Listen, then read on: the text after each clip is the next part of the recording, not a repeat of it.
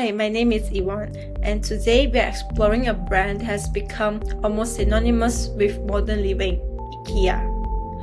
Founded in Sweden, a country known for democratic design and environmental consciousness, IKEA has grown into the world's largest furniture retailer. But with the scale comes responsibility. As IKEA expands across borders, it faces a critical challenge. How can a global retailer continue to grow while encouraging consumers to consume more responsibly? In this documentary, I will analyze how IKEA integrates United Nations Sustainable Development Goal 12, responsible consumption and production, into its international marketing strategy, with a comparison between its home market in Sweden and its operation in Malaysia.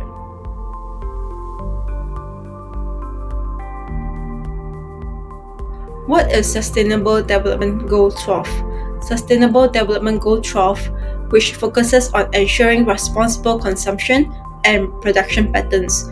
This global goal is about reducing waste, improving resource efficiency, and encouraging consumers to adopt sustainable lifestyle. But why we chose IKEA for this analysis? IKEA is a global giant that uses approximately 1% of the world's commercial wood. This means their long-term business survival depends entirely on managing these resources responsibly. By focusing on circular design, resource efficiency, and sustainable sourcing, IKEA is transforming how we think about the products in our homes. Let's look at the data. The top wood species used in solid IKEA products are pine at 53%, followed by birch at 16%, beech at 13%, and acacia at 8%. In the financial year 2024, approximately 16% of their total wood used was recycled wood. IKEA's commercial wood focus is on responsible sourcing, predominantly through FSC certified materials. Their goal is to use 100% more sustainable sources, meaning either recycled or FSC certified, while minimizing waste through efficient design for durable, affordable furniture that last. IKEA's roadmap is called the People and Planet Positive Strategy. This is not just a side project, it is embedded into IKEA's global marketing identity. They have committed to becoming a fully circular business by 2030. This means every product will be designed from the start to be reused, repaired, and recycled. They are focusing on renewable and recycled materials to make affordable, sustainable living a reality for everyone. With 504 IKEA stores in 63 markets as of late 2025, the company faces a classic international marketing dilemma. IKEA adopts a largely standardized global brand strategy, but it must adapt its execution to local market conditions. While sustainability acts as a unifying global theme, the way it is communicated differs based on cultures, income levels, and lifestyles. This balance is key to how they apply SDG 12 across borders. In IKEA's home market of Sweden, sustainability is framed as circularity as lifestyle. Sweden is the testing ground for initiatives like the Circular Hub, previously known as the Assist section. Here, the marketing encourages a pre-owned culture where buying used items is seen as a responsible choice.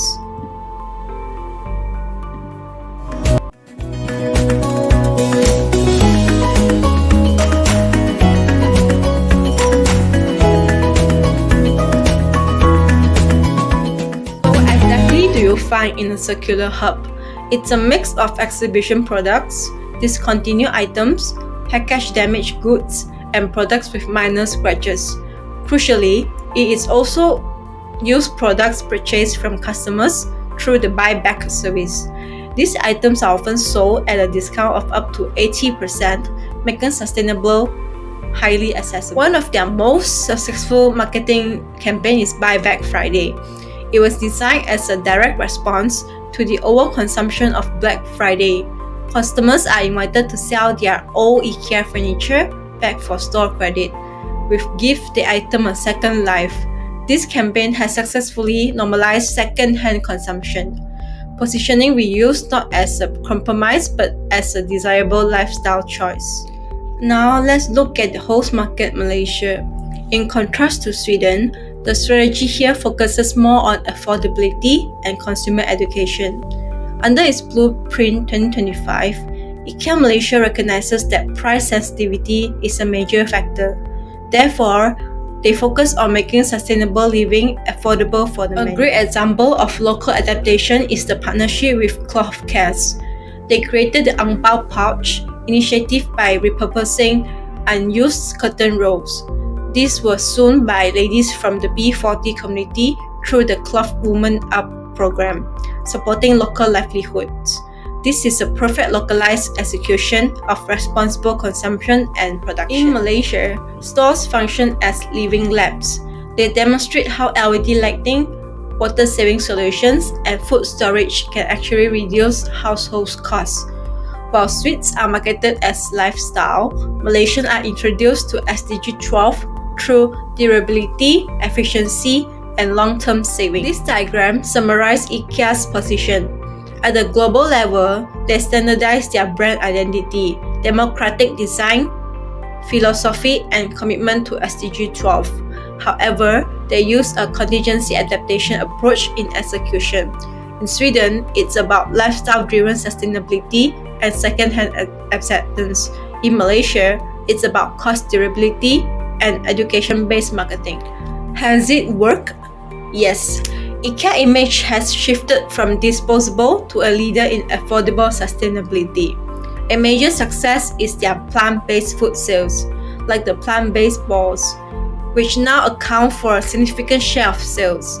This proves consumers will choose sustainable options when they are accessible and appealing. However, challenges remain.